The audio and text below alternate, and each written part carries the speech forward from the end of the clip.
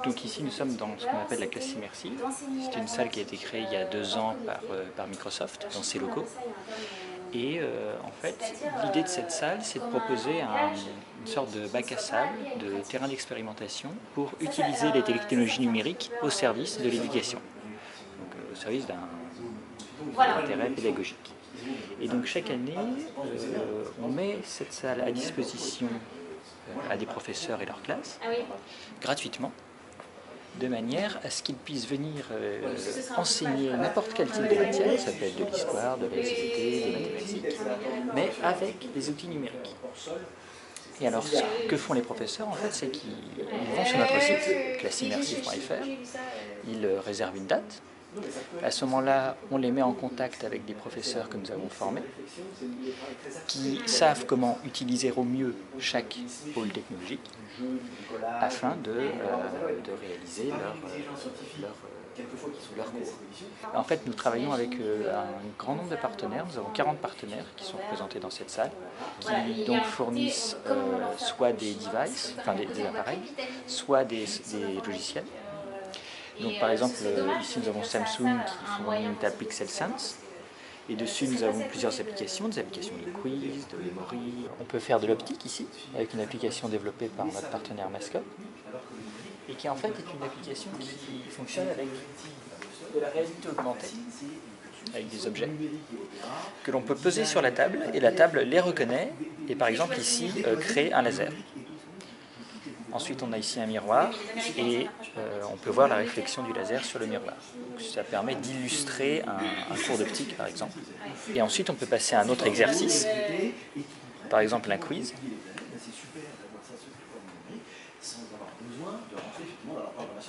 Qui peut se faire avec plusieurs élèves en même temps. Donc ici, c'est un quiz sur l'art. Sur Picasso.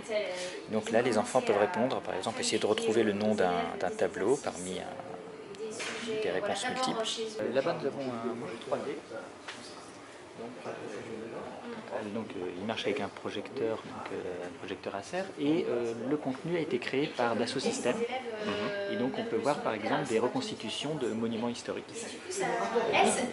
Par exemple, Notre-Dame de Paris, que l'on peut voir en 3D avec des lunettes actives NVIDIA.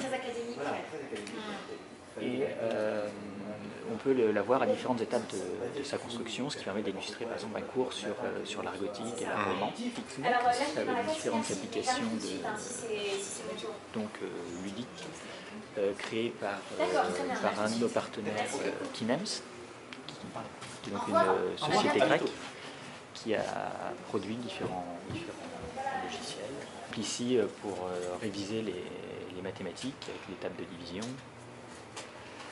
Mince, oui voilà, il faut bien choisir le bon. Après, il y a le sol interactif. Alors, le but de la salle, c'était aussi de faire en sorte que la technologie ne soit pas trop présente non plus. C'est-à-dire qu'on voulait interagir avec cette technologie de la manière la plus naturelle possible, sans qu'elle nous envahisse. Donc là, par exemple, il n'y a pas de technologie dans le sol est un sol classique, et tout est dans le projecteur. Donc ici, on peut faire un quiz sur les planètes. Les élèves peuvent essayer de retrouver le nom de la planète et puis vérifier directement après s'ils ont trouvé le bon nom. On peut marcher aussi sur le sol, il n'y a aucun souci. Donc après, on adapte vraiment le contenu ici pour les châteaux forts. On va demander aux élèves de retrouver les différentes parties et puis de vérifier. Là, si je me suis... Hop. La basse-cour, etc.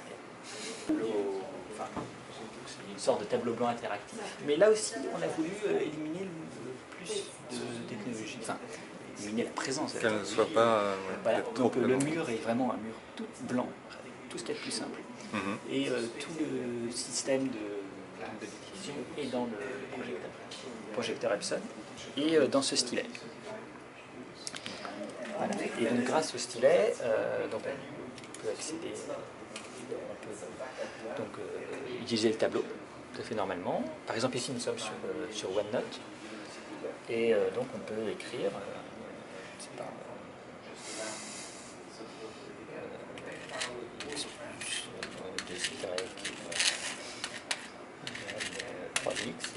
élèves doivent retrouver à quel angle correspond, enfin quelle est la valeur de chaque angle des formes géométriques. Et pour cela, ils ont juste besoin de les déplacer et d'aller les placer au bon endroit, en faisant tourner légèrement. Par exemple ici, donc, on a vu l'art gothique sur le 3D, et ici on peut retrouver un nouvel exercice sur par exemple les cathédrales, et demander aux élèves de replacer les différentes parties d'une cathédrale directement sur le tableau.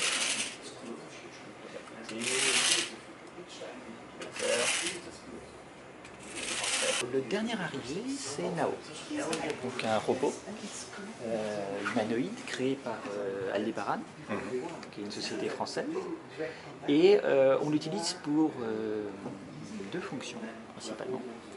Soit pour, par exemple, donner des instructions aux élèves. Le résultat est assez étonnant avec les petits, surtout, qui sont très fascinés par Nao et qui font vraiment ce que... Enfin, si Nao vous leur demande de faire quelque chose, ils vont être ravis de pouvoir le faire. Il peut répondre à certaines questions assez simples. Donc, on peut aussi faire, par exemple, des jeux, des jeux interactifs et pédagogiques, où l'enfant doit travailler pour trouver une réponse, un indice, le proposer à Nao, et Nao lui fournit une indication en retour. Bonjour, je m'appelle Nao.